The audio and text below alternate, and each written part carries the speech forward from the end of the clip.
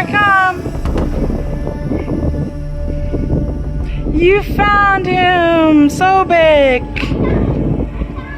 Join us as we explore Kom Ombo Temple, where Sobek, the crocodile god, was worshipped.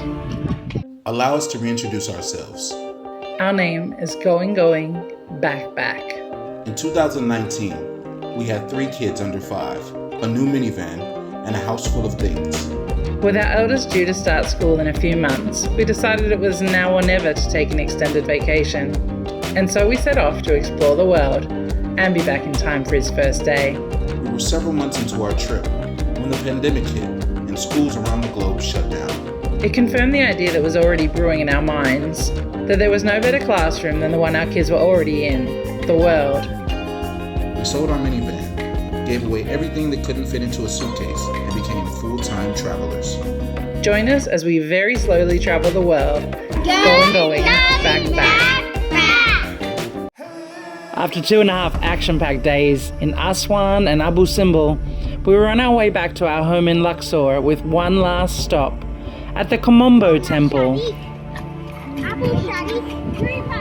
One of the things that makes Kom Ombo so unique is that it's actually dedicated to 2 gods, the crocodile-headed Sobek and the falcon-headed Horus. Tickets for the Kom Ombo Temple are 160 Egyptian pounds, which is about $5.20 US. Tickets for children 6 and up are 80 Egyptian pounds, and children 5 and under are free. You wouldn't guess it from these scenes, but the Kom Ombo Temple actually sees quite a few tourists. Every cruise ship that travels between Luxor and Aswan stops here. Depending on the direction they're traveling, these cruise ships either arrive first thing in the morning or at sunset. So when we arrived by car at about 3 o'clock in the afternoon, we had it to ourselves. You see one? Here I come. You found him, Sobek.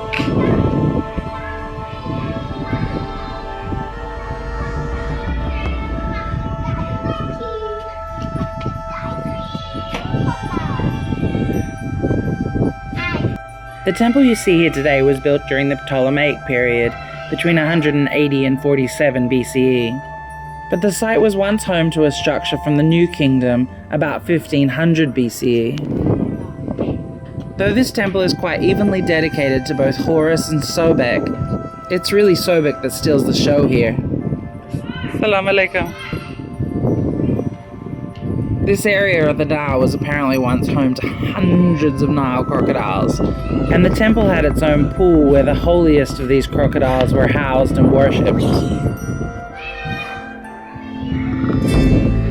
So on the left here was a sanctuary for Harwar, or the elder Horus. You can see here the stone still stands. To the right actually was the chapel of Sobek, and in between here was this passageway, and priests would hide under the chapel and they would speak with the voice of the gods from underneath the sanctuary. The walls are missing here now, but these all would have been enclosed here. And then there's storage rooms and things in the back of the temple.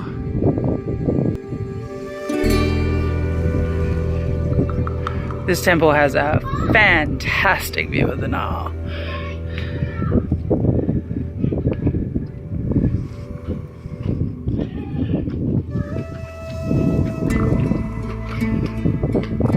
And so here we have them, Horus and Sobek.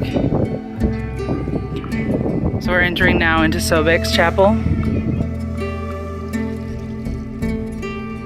What do you think? Do you think that the priests who went under these tunnels and spoke with the voice of the gods, do you think that they were having real visions of what the gods wanted, or that they were just telling people what they themselves thought that they should be doing? Yeah. Is there normal voices? Because then if the person has heard their voice before, gonna be like, this is a lie. No God's here. I'm gonna launch this up. Is that part of the ancient thing? This doesn't look like the ancient part. He's alive.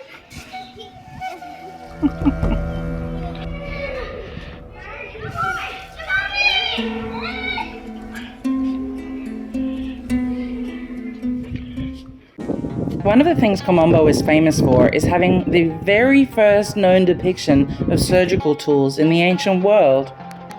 This was particularly interesting for us, as one of the friends we were traveling with was in the surgical field. The wide, spacious passageways and the lack of the original ceiling make the temple feel airy and bright.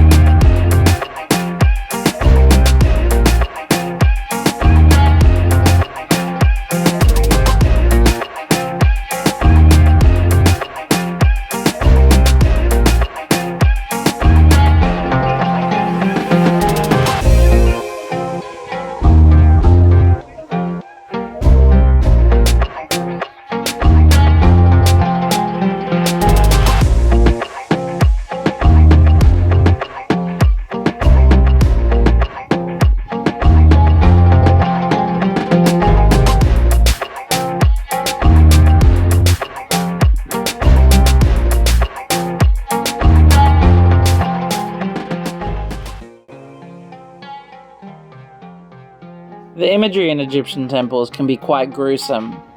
For example, here you're seeing people with missing arms. Why are their arms missing? Because they were fed to this lion.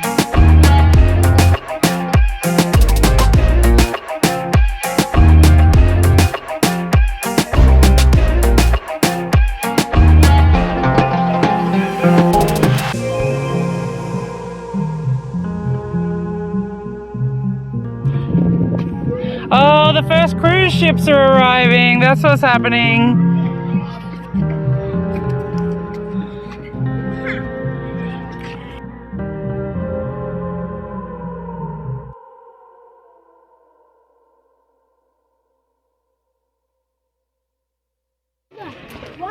Just down the hill from the temple is the Crocodile Museum. Entrance to the museum is included in the ticket price for the temple. The museum's really fascinating and shouldn't be missed.